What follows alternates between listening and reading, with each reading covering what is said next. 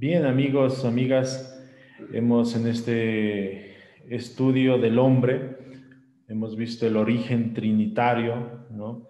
El segundo tema ha sido la estructura ontológica del hombre. Y hoy vamos a adentrarnos en algo que toda la humanidad, todo el hombre está desde el inicio sumergido, pues es la realidad y situación de pecado, ¿ya? Entonces, yo quiero compartirles antes de entrar en todo el contexto con un video que hemos preparado y a partir de este video pues iremos analizando todas las perspectivas.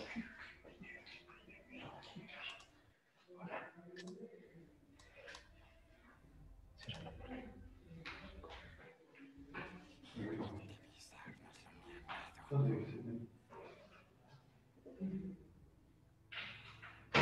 qué? Porque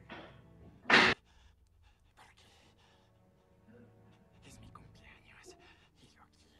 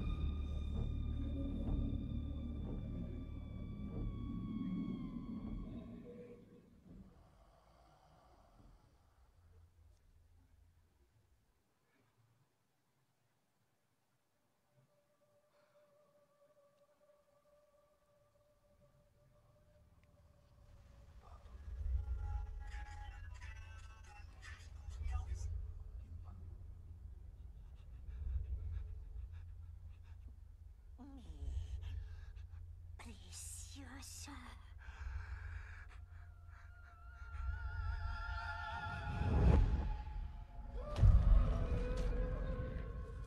Nos maldijeron, asesino. Nos llamaron asesino. Nos maldijeron y nos expulsaron.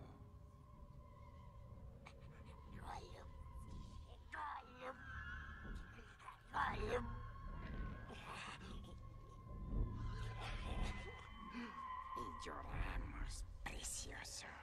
Lloramos por estar tan solos. El agua fría, buena sería, me encantaría. Pero es mejor de un vez el sabor. Es buena labor.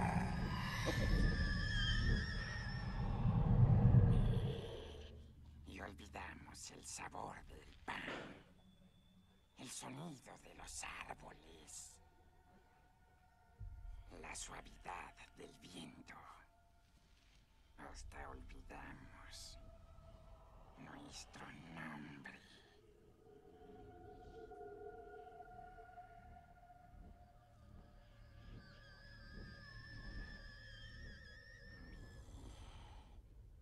Precioso.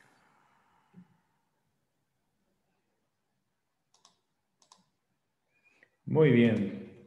Si estuvieron atentos al video, vamos a seguir la secuencia de las... Bueno, quizá el sonido no nos favoreció un poco, pero la cuestión era la imagen, ¿no? De la película del Señor de los Anillos, donde uno de los personajes, ¿no? El Gollum, se desfigura y vemos como el resultado último, ¿no? De, como él lo dice, ¿no? Hemos perdido incluso hasta el nombre. y hemos de adentrarnos hoy a la situación y realidad del pecado. Hemos en las anteriores clases visto cómo Dios ha creado tan especialmente al hombre, ¿no? Cómo somos dados desde una estructura trinitaria, desde una unidad, ¿no? De espíritu, cuerpo y alma. Y pues por lo tanto Dios es la vida y el autor de la vida y de toda la actividad creadora, ¿no? Entonces entra también aquí la falsedad, que es la muerte, y la fuente de la muerte, es decir, la aniquilación. Por lo tanto, vemos en el Génesis cómo hay un desorden y Dios pone orden y una armonía. Y luego vuelve este desorden y una anarquía, una falsedad. Destruye la santidad proveniente de Dios. Entonces vamos a descubrir que el pecado es una falsedad que atenta contra la verdad creadora del hombre. El pecado, por lo tanto, se va a vincular al mal. La esencia del mal es la ausencia precisa de este ser creado. Es una realidad, ¿no? Esto no quiere decir que el mal no exista por no tener ser, sino que el mal no tiene una sustancia propia, algo en donde exista por sí solo, sino pues el mal va a alimentarse del bien. Y Pavel Florensky nos va a decir que este mal, este pecado, va a ser, y él pone una figura bastante chévere para entender esta situación del pecado, que es el parásito, ¿no? Entonces el mal se va a sentar como un parásito en lo más profundo, en la raíz de nuestro ser. Por lo tanto, yo no me voy a adentrar en esta situación a la parte jurídica y moral del pecado, ¿no? Que eso es muy importantísimo, pero vamos a hacer una concepción más existencial del pecado, ¿no? Para que vayamos entendiendo la situación en la que se encuentra el hombre a partir de su caída, ¿no? Que nos va a narrar en el Génesis 3 en adelante. Por lo tanto, pues hemos dicho que el mal se alimenta del bien de forma parasitaria, ¿no? Porque Dios, ¿qué es la palabra que se repite constantemente? Creó y vio que era bueno, que era bueno y que era bueno. Entonces, y el hombre también ha sido creado a su imagen y semejanza y también era una de esas obras, ¿no? Buenas. Y por lo tanto, el mal, el pecado va a sumergirse aquí para pretender negar este bien.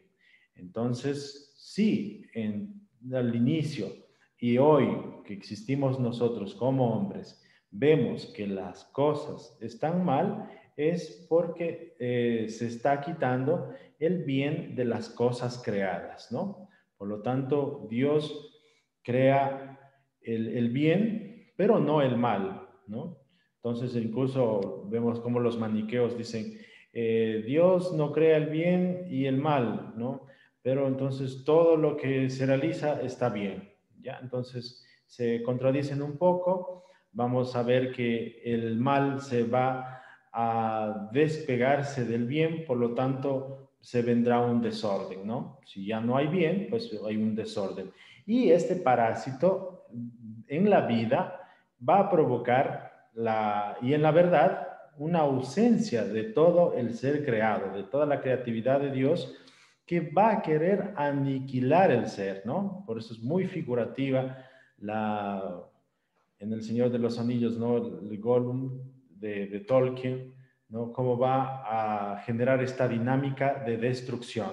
Destruye el bien creado, pues un muchachito, y empezó a convertirse en un monstruo, ¿no? Es estéril, solo puede morir algo que estaba vivo, ¿no? Dios ha creado todas las cosas, Dios ha creado al hombre, y el pecado va a empezar este parásito a aniquilarlo. Estaba bien, era una verdad y empieza a alterar estas cosas, ¿no? No se olviden que la muerte atenta con la vida y la verdad. Es una negación del ser. Por lo tanto, el pecado es incapaz de hacer nacer algo. No puede crear el pecado nada, ¿no? Al contrario, lo va a destruir todo, y no es que no solo de afuerita, ¿no? Sino va a ir a la raíz, ¿ya?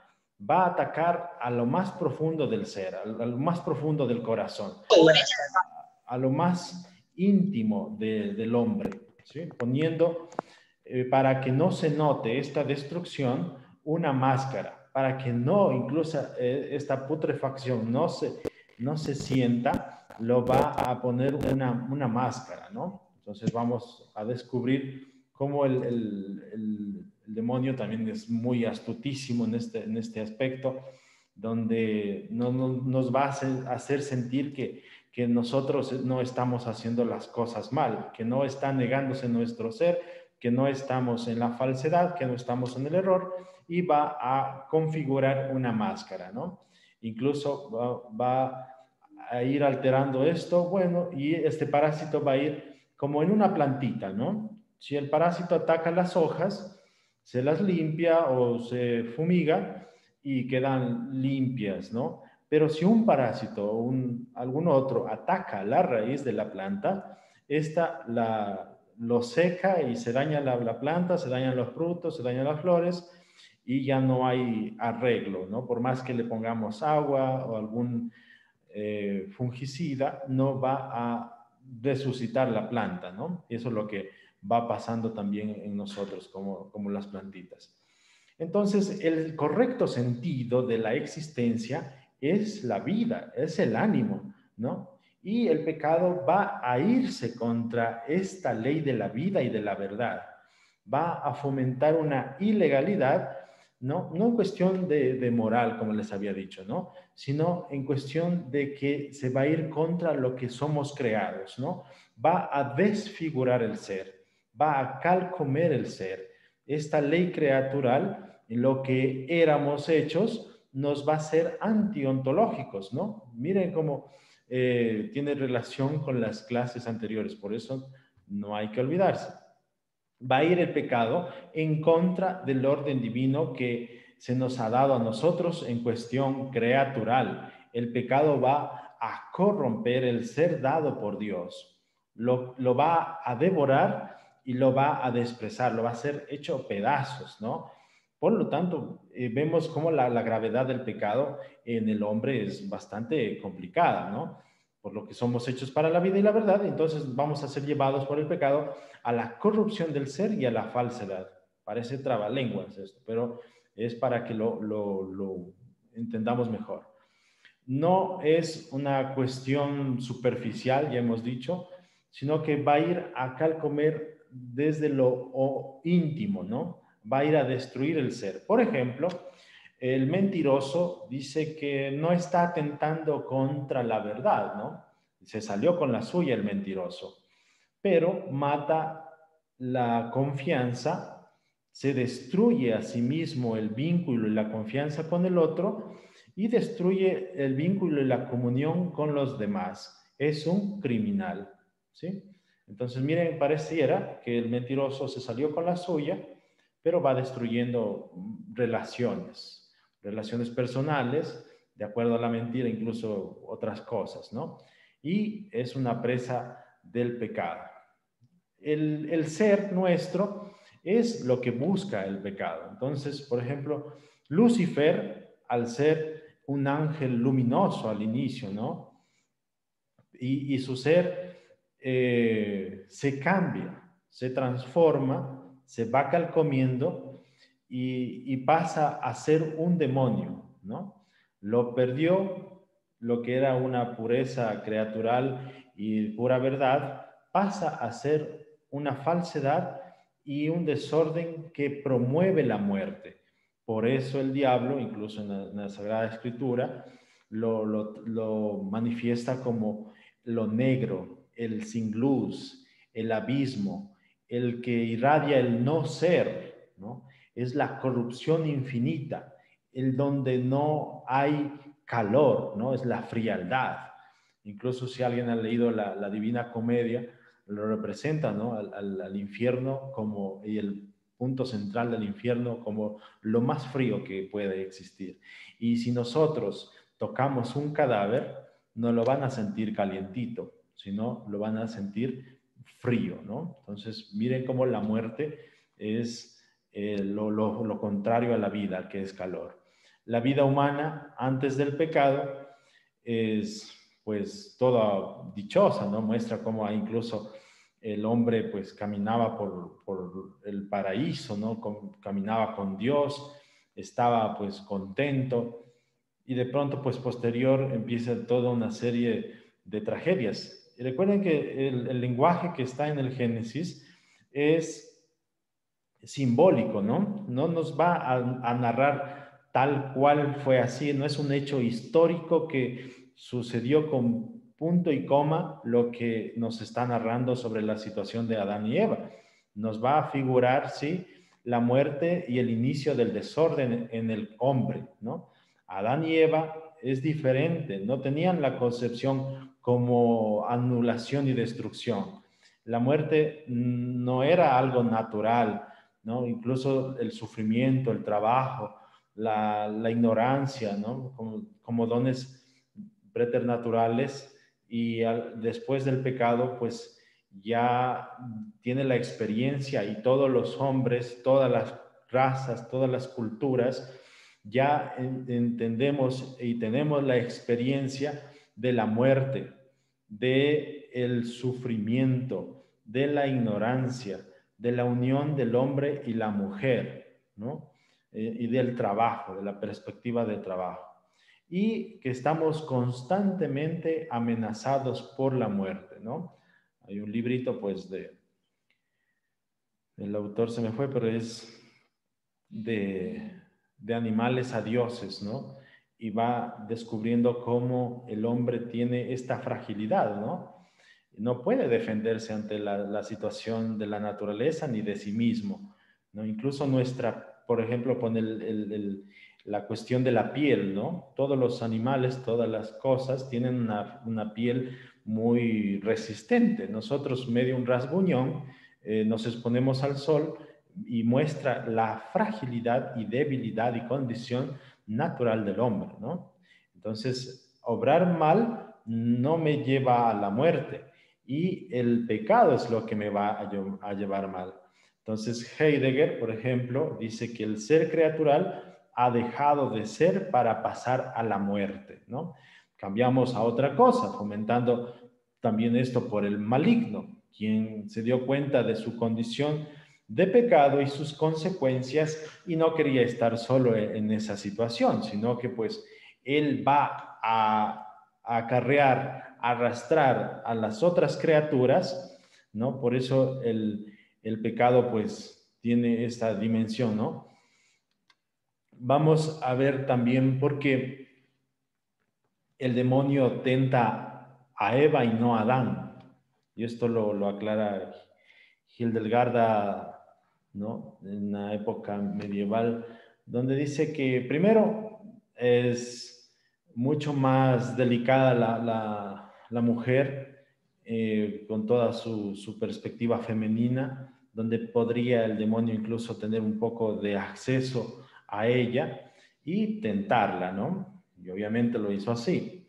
Y segundo, dice, porque el demonio se dio cuenta que Eva era la madre de todos los vivientes. Importante este dato, y donde con ella se va a contagiar la madre y con la madre contagiada caen todos los hijos. Sí, por eso el pecado te puede llevar a cometer quizá ninguna falta grave, ¿no? Pero va a ir a lo profundo del ser y a irlo corrompiendo, ¿no?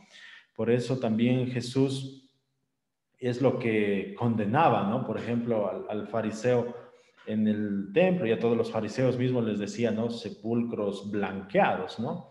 Y el fariseo le decía, gracias porque yo no soy como los demás, que no ando violentando, no ando haciendo cosas negativas, no estoy, y al contrario, estoy aquí, mira, me estoy haciendo oración, estoy ayudando a alguien, ¿no? Entonces, pareciera que no estás haciendo nada negativo, ¿no? Pero vamos viendo cómo el ser de este pobre fariseo se está corrompiendo, ¿no? Por eso lo llama Jesús un sepulcro blanqueado. No es que ha hecho algo negativo, sino pues el alma va concibiendo un mal olor por la putrefacción del pecado, ¿no? Y el mal olor no lastima, sino pues vemos cómo tiene mal olor y no nos gusta, no nos atrae, no nos conviene, ¿no? Por lo tanto, el pecado va a ser una transgresión que busca, seamos o no seamos, va a atacar a la raíz. El maligno muchas veces el interés que busca él no es que caigamos en cosas muy perversas, sino pues que no recapacitemos esta situación de corrupción del ser. Eso es lo que busca el demonio, ¿ya? Entonces, cuando ya estamos enganchados a esta situación, no nos va incluso a molestar, como vemos experiencias, ¿no?, de los santos, ¿no?, que está ahí, ataca y con continuas tentaciones y con continuas amenazas, ¿no?, de parte del demonio. Entonces, cuando ya estamos enganchados, él nos deja que solitos nos profundicemos más en la situación de destrucción de nuestro propio ser. Entonces, el demonio no se pasa incluso trabajando, ¿no? Pero va a trabajar desde dentro hacia afuera, ¿no? Miren cómo otra vez volvemos a este pedacito de la película, ¿no? Él empezó a generar esa codicia, esa ambición, ¿no? Y empezó, por lo tanto, el anillo, pues, era lo que más deseaba y se refugió a sí mismo y empezó a denigrar todo su ser, ¿no? Bueno, por fuera, pero dentro estaba su corazón dañado, no mató a nadie, no asesinó a nadie, no golpeó a nadie, pero estaba ahí destruyéndose solo, ¿no? Por lo tanto, el cristiano conoce al maligno y el demonio no es tonto, jamás va a ser tonto el demonio y sabe lo que va a carcomer, ¿no? Entonces, incluso se da cuenta de que nosotros nos damos cuenta de que ya sabemos que el demonio está atacándonos, pero pues se aleja un momento y vuelve y empieza a atacar este parásito a la médula, a la raíz, ¿no? Y nos va a conducir siempre a la falsedad. Nos va a llevar a eso interior, a aniquilar y a realizar el puro mal, ¿ya? Entonces, para que una persona sea mala, tiene que ser corrompida. Es más grave que la moral y la cuestión jurídica, es más profundo. Es ilícito transgredir la estructura divina de esta sabiduría creadora, del orden, del caos, de la estructura, ¿no? Entonces vamos a entrar con este pecado a una necedad y locura, porque va a violentar el orden que es dado por Dios, ¿no? Entonces esta violencia que se da contra el ser va a destruir la huella de su creador. Dios es sí y el demonio es no para el ser, ¿no? Nuestra vida es una armonía al inicio, una unión, una concordia. Y el pecado va a provocar, pues, desordenar, va a dividir, va a buscar la discordia, ¿no? Entonces, la muerte, por lo tanto, al final llegará la muerte con la destrucción de la verdad más profunda del ser, ¿no? Es una negación. Ya no es nadie uno muerto por el pecado, ¿no? Por lo tanto, pecar no es portarse mal, ¿no? Decir una mala palabra, sino perder nuestra verdad más íntima para arrojarnos al abismo de la falsedad, ¿no? Aparentemente hacemos bien las cosas, pero nos va destruyendo la verdad. El pecado jamás va a jugar, jamás, no es que un ratito nomás, alguna cosa suave nomás es, ¿no? Te hunde porque te hunde en la falsedad. Esta perversión lo altera, lo destruye, lo pisotea, le arrasa esa belleza originaria para hundirnos en la fealdad espantosa y convirtiéndonos en monstruos y perder el nombre, ¿no? Como dice el Gollum. Es el deterioro interior y apariencia exterior, ¿no? Entonces, todo como está destruyéndose por dentro, nos vamos a acomodar por fuera, ponernos lo mejor, ¿no? Entonces, este parásito de la santidad impresa en el hombre va a atacar la santidad primaria del hombre, va a arrancar toda presencia de santidad. Y por eso, como decíamos, los santos son los que más han luchado contra esta situación y vamos viendo, ¿no? Como ellos no se dejan engañar por el demonio, no se dejan estafar por el demonio, ¿sí? Entonces, para nosotros podemos estar en esta situación también de lucha o también o habernos acostumbrado a vivir en la falsedad, a denigrarnos nosotros mismos, ¿no? Entonces, Adán y Eva estaban en un estado de santidad, ¿no? Pero a partir de su pecado y culpa, vamos viendo cómo se va poniendo espérense, una tiniebla, ¿no? En el ser del hombre. Ya no están con un horizonte, con un orden, sino ya se ven perdidos, son arrojados del Edén, ¿no? Y esa es su situación del pecado. Su santidad está separada de Dios. Y es conveniente, dice incluso Jesús en una parábola, que el buen trigo crezca junto a la cizaña para saber diferenciar justamente esto, ¿no? Donde la santidad aún no está consumada en nosotros porque proviene de Dios directamente, que Él es santo. Y nosotros, por lo tanto, esta santidad nos va a ubicar en un estado de pecado que nos quita la santidad, la gracia, ¿no? Y va, en cambio, Dios a superar todo el pecado desde lo profundo del ser, interiormente, para que la finitud nuestra alcance el estado final de salvación. Y esa es la vocación creatural nuestra, que siempre va a buscar la salvación del hombre, ¿no? Y el pecado va a hacer todo lo contrario, a eliminar toda nuestra misión, ¿no? Por ejemplo, un matrimonio que están llamados a ser fieles los dos. Y él o ella la ve guapísima, guapísimo al otro, ¿no? Al que no es su esposo, su esposa, ¿ya? En el trabajo, ¿no? Estamos llamados a hacer un determinado trabajo, pero a mí me gusta hacer el otro trabajo o yo desearía el trabajo de la persona o yo lo haría mejor que esta otra persona. Entonces va a quitarnos, a corromper nuestro ser, nuestra misión, ¿no? En la vida religiosa, ¿no? En los grupos juveniles, ¿a qué estamos llamados, no? Dice, por ejemplo, yo estaría bien sirviendo de esta manera y en otro lugar estaría mejor, en vez de hacer su misión en donde Dios lo ha encargado, ¿no? Entonces, igual con los jóvenes nos diríamos, yo podría hacer mejor que el líder que está hoy y empieza nuestra falsedad, ¿no?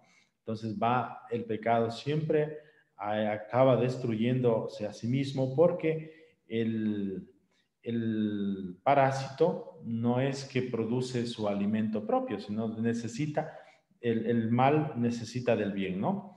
Y el mal se va a destruir a sí mismo, ya no puede multiplicarse. Esa es la lógica del pecado, que va a ser siempre autodestructiva, ¿no? Eso es, por ejemplo, un adicto, ¿no? Por ejemplo, dice, me tomo, me hace daño, pero sigo tomando, no importa, ¿no? Entonces sigue en la autodestrucción. Hay una ley impresa, dice, no lo hagas, la conciencia, ¿no? Pero vamos viendo cómo seguimos nosotros autoengañándonos. Es la negación del ser y la transgresión de la libertad que Dios me ha dado. Eso es el pecado, ¿no? Por lo tanto, si Dios me da toda mi vida, mi ser, toda mi esencia de ser humano, y yo no acepto eso y voy a tachar mi condición creatural. ¿no? Entonces Dios no odia a alguien, pero sí hay quien lo odia a él, porque Dios es puro amor, ¿no? Y nosotros amamos así sea lo malo, ¿no? Y se puede llegar a amar el bien, ¿no? Tener un apego, un afecto, una ansiedad incluso, ¿no? Y esa es la perversión. Y nos hace a nosotros razonar, se involucra con nuestra inteligencia, ¿no? Y hay un razonamiento perverso donde entra esa tentación universal de ser como dioses, ¿no? Y en sí mismos, pues, nos creemos Dios y nos vamos autoconsumiéndonos, porque nuestra condición no es ser Dios, es ser criaturas, ¿no? Y pero la soberbia del pensamiento orgulloso, pues ya no apela a la verdad, sino va a apelar a solo a mi yo. Yo soy el que pienso, yo tengo una autoconciencia, yo es lo que afirmo está bien, yo hago bien y ustedes están equivocados, ¿no? Entonces, nos hundimos en nuestra propia condenación. El pecado, por lo tanto, es un error, pero de graves consecuencias. Es la muerte y su condenación de la realidad infernal, ¿sí? Entonces va el pecado a ser el brote de la maldad y de esta condición humana, ¿no? No es lo mismo un ser malvado a tener la debilidad humana, ¿no? Y esta debilidad se la puede utilizar con malicia o también reconocer la situación en la que nos encontramos y alcanzar pues el estado de santidad no original a la que somos llamados. Este pecado es grave porque da paso al infierno, ¿no? Adán y Eva parecía que no hicieron nada grave, ¿no? Aparentemente solo cogieron del árbol que estaba prohibido, ¿no? ¿Dónde está el delito?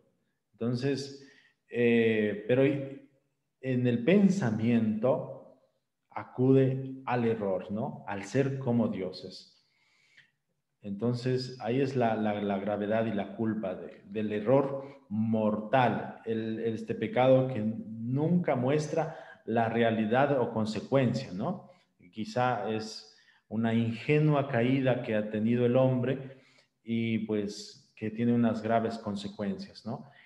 San Bernardo pues dice, con una mano se ofrece el fruto a Adán y Eva, pero con la otra mano muestra la realidad infernal, ¿no? Somos humanos y no es tan grave, pero hay algo inhóspito, ¿no? Árido, seco, que está detrás de esta situación.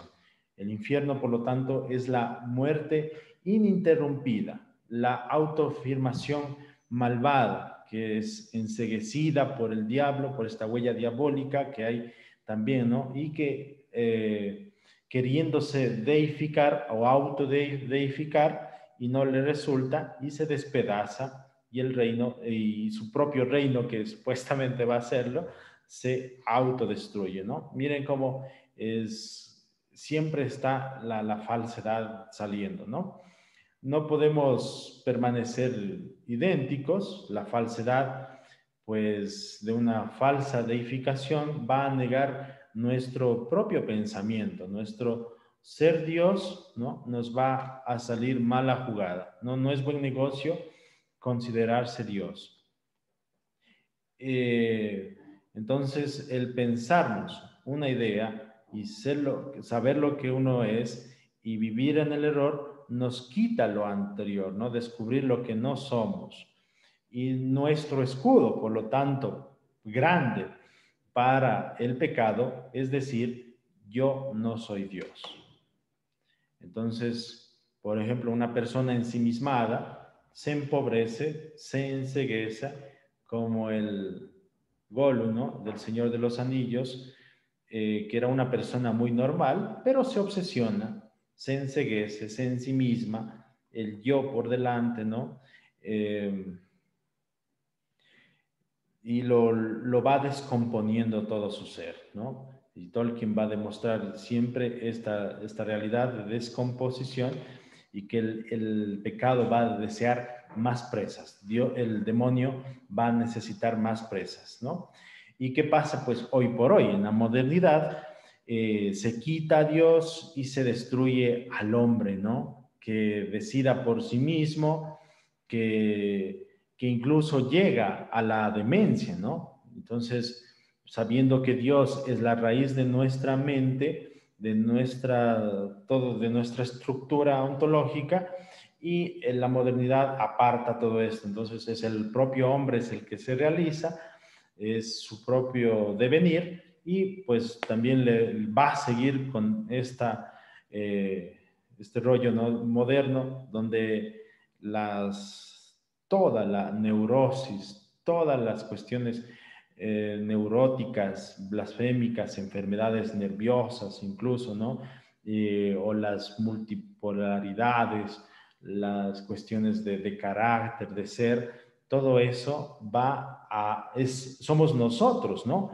Y eso es lo que va a aniquilar a Dios como nuestro creador y ponerse esto. Entonces va a dar mucho más efecto. Es por eso que hoy por hoy, pues la reverberancia de todas estas situaciones enfermizas del hombre es porque está atacando al propio ser de Dios, ¿no? Y la cercanía con Dios alcanza una salud psíquica, ¿no? Nos da lucidez, es la luz, ¿no? La luz como el conocimiento. Y cuando se quita este conocimiento, cuando se quita a Dios como creador, pues va a haber esta ausencia. Y en la ausencia va a manifestarse una demencia, una alteración que se manifiesta de miedo, de pánico, de ansiedad, de nerviosismo, de altibajo, de estados anímicos.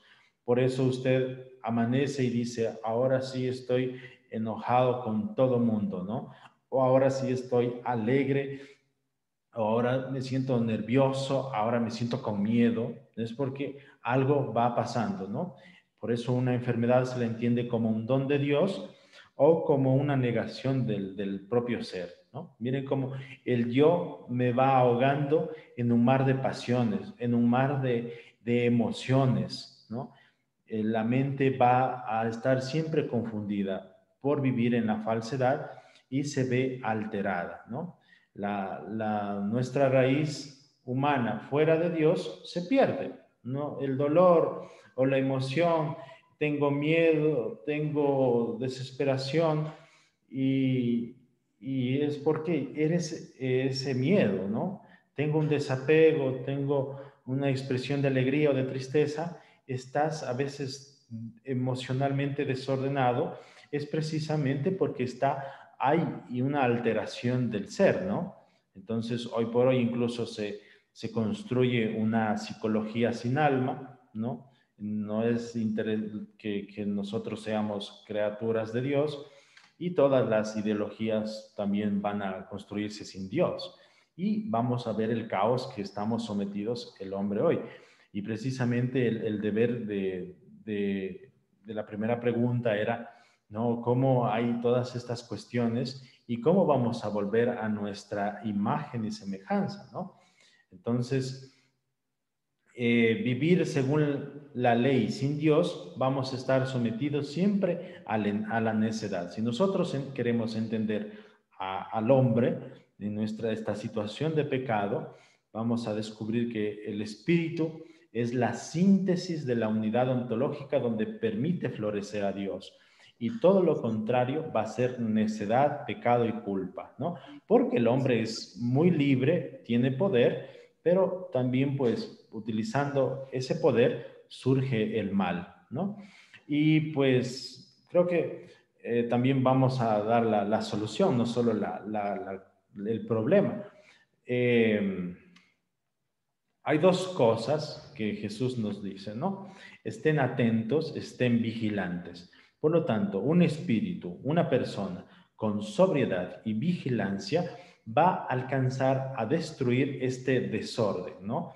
Entonces, hay un sueño pecaminoso, dice San Basilio. Y si espiritualmente no nos mantenemos en sobriedad y en vigilancia, nos podemos dejar arrebatar, atacar y nos vamos a dejar a dañar incluso toda nuestra realidad psicológica, nuestra realidad espiritual y realidad corporal, ¿no? Entonces es un desorden caótico que altera, perdón, todo el sentido de la realidad. Busca razones incluso para justificarse. El pecado es autojustificante. Entonces nosotros cometemos pecado y ya nos estamos justificando de cualquier forma. Busca razones para justificar la propia conducta, ¿no? Entonces va a tener una pérdida parcial del creador y criterios equivocados, ¿no? Como en el caso anterior no decíamos de un adicto al alcohol, va a decir, no, es que mi vida es pésima, me ha ido mal, entonces dele al trago, ¿no? Entonces viene toda una desorganización de lo personal, pervierte toda mi vida personal y después también mi vida corporal, ¿no? Y la vigilancia, la sobriedad que les estoy comentando es la relación con Dios. Si perdemos esta relación con Dios, llegamos a vivir en el pecado, en la culpa, ¿ya? Entonces, Romanos, por ejemplo, dice que hay una perversión del cuerpo y también un desorden social, ¿no? Una violencia. No es que solo me afecta a mí, sino el pecado va a atender al otro, ¿no? Esta corporalidad va a agredir a mí mismo y va a convertirse en una especie de fiera y de monstruo que va a transgredir a los otros y hay un principio de desorden que se va infestando en la sociedad, ¿no? Y las relaciones que destruye el pecado, pues también van a ser distorsionadas por el abuso, por el desprecio y la violencia. Se corrompe, por lo tanto, esta ruptura que trae consecuencias personales, políticas, sociales, económicas, educativas, etcétera. Miren que esta ruptura se da, diríamos, ¿no? En nuestro ámbito, por ejemplo, católico, se da más, somos más conscientes que en otros grupos no católicos o incluso que no creen en Dios, ¿ya? Entonces, ¿cómo vamos dando este paso, ¿no? Esta ruptura y donde Dios pues pone el orden a la realidad de mi vida en todos los sentidos, ¿no? Todo lo que va destruyendo el pecado, en cambio Dios va a alcanzar este sentido de armonía.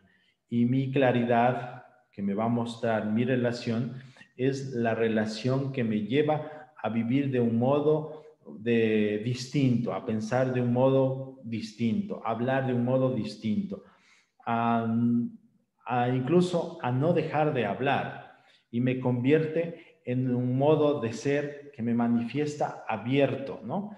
No estoy en una cuestión solamente temporal, sino una dimensión social, ¿no? Incluso Jesús propone este plus grande del cristianismo, el amor a los enemigos, ¿no? Lo que hace el pecado es encerrarme a todos y la relación con Dios me va a abrir a todos, ¿sí? Se va a manifestar en el trato con el prójimo, en los pequeños detalles, ¿no? Y la conciencia es grande aquí porque es la conciencia de que hay algo más, no soy solo yo, no soy isla yo, sino pues el pecado me va a mostrar y me va a hacer perder la conciencia en no poder ver lo más profundo de mi ser y pierdo el sentido de razonar porque me engaña y también pierdo el sentido de la libertad. Y esta libertad es una libertad en acción, ¿no? La que nos va a ayudar con esta sobriedad y vigilancia, que es, por ejemplo, ayudar al prójimo, ¿no? Por más enemistado que esté, por ejemplo, con alguien, si le veo necesitado, le voy a ayudar, ¿sí? Esa es la verdad del hombre, ¿sí? Estar con el otro, realizarse con el otro. Y esta libertad me va a dar una capacidad de amar en cualquier situación, hemos dicho, ¿no? El cáncer va a ser algo pecaminoso que me va a obstaculizar la gracia que clama, ¿no? El corazón dice él, por el pecado se va a sentir detrás de unas murallas. Me va a poner un obstáculo que me va a quitar el amor al otro, ¿no? Me va a endurecer. Por eso Dios da incluso los mandamientos en piedra para el corazón de piedra que tiene el hombre, ¿no? Entonces, miren la dureza del pecado que endurece el corazón y lo cierra al bien. Entonces, incluso, miren, este es el engaño más grande que existe en nosotros. Por eso decía, en el ámbito católico se da más. Yo no le hago mal a nadie. ¿Sí o no? Y lo repetimos siempre y está nuestra conciencia tranquila de no hacer daño a nadie. Pero aquí viene la trampa. Yo tampoco hago el bien a nadie. Y nos engañamos y nos justificamos. Por lo que, ¿qué hace el pecado? A decir como el fariseo, ¿no? Yo no le hago mal a nadie, yo rezo, yo estoy bien, yo me cuido, yo estoy contigo, Diosito. Pero cerrado al otro que estaba al ladito y estaba necesitado, ¿no? Entonces, miren cómo esta sobriedad es la rectitud de intención. Esta vigilancia nos mantiene rigurosos a no caer en la trampa de este sueño pecaminoso, a revisar nuestro corazón. ¿Qué es lo corrupto de nuestro corazón? El pecado va a poner un tropiezo, ¿no? A hacernos creer que estamos bien, a hacernos creer que nada pasa, que todo marcha bien, de lujo, está incluso bien, vamos bien, ¿no? Que no vas a caer, que no vas a aplastarte, ¿no? Entonces, por ejemplo, estamos en el grupo de amigos, nos reunimos en el grupo de jóvenes y conversamos y de pronto llega alguien que no nos cae tan bien y a nosotros nos hace hablar mal, ¿no? Y tú caes, también empiezas a contribuir a hablar mal y sigues hablando mal y mientes y destruyes esas relaciones. Entonces el pecado nos va a hacer pensar que no estamos haciendo mal, pero nos va destruyendo nuestro ser, ¿no? Ese deseo pecaminoso en el corazón desordenado va a mostrar esa debilidad humana que no es lo mismo que el pecado, ¿no? Son dos cosas distintas, que el uno es el pecado, la transgresión a la libertad de aceptación a la ley divina, ¿no? Y la condición de debilidad va a ser la consecuencia del pecado posterior, ¿no? Del hombre. Y pues otra de las situaciones donde nos vamos a descuidar con la vigilancia y la sobriedad es la indiferencia, que es el fenómeno más grande, que incluso el Papa lo denuncia constantemente, el Papa Francisco, donde nos va a llevar a una frialdad, ¿no?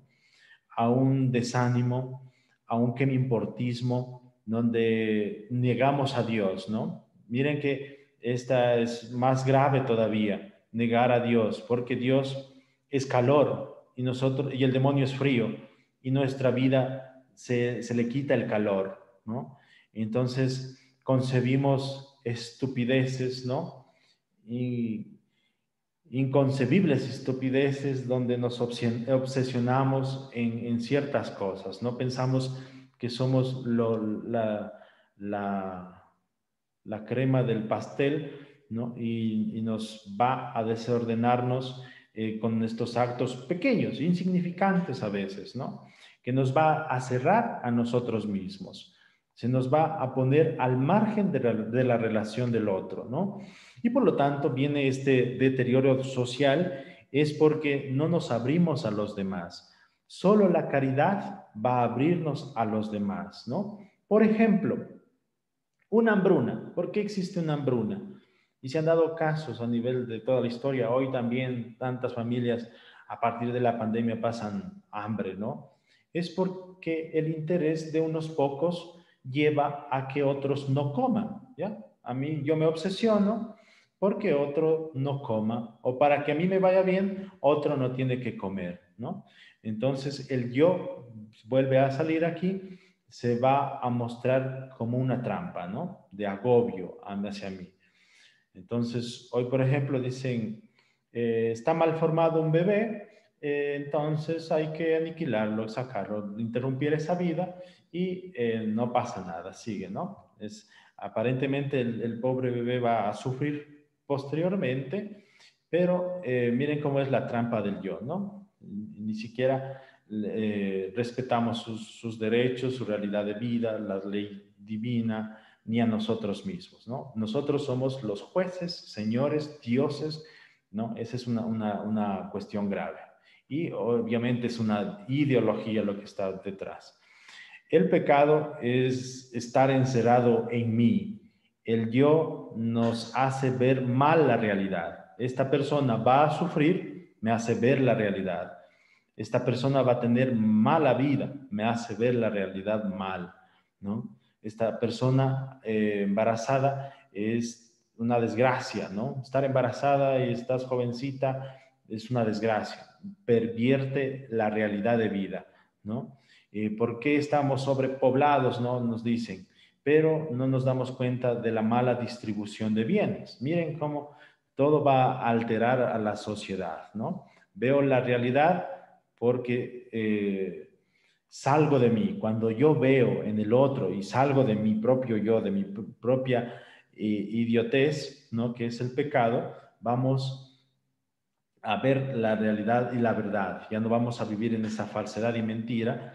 Ya no voy a querer ser como Dios y ya no hay esta soberbia intelectual, ni el odio, ni el puro entendimiento de que yo pueda gobernar todo mi ser, ¿no? Y a los demás. Y no importan las consecuencias, sino pues vamos viendo cómo el pecado va a destruir nuestro ser. Entonces, eso, amigos, amigas, y quisiera yo pues con eso haberles dicho, no sé, algunas cosas que no las hayamos sabido o quizá ya las hemos estudiado, pero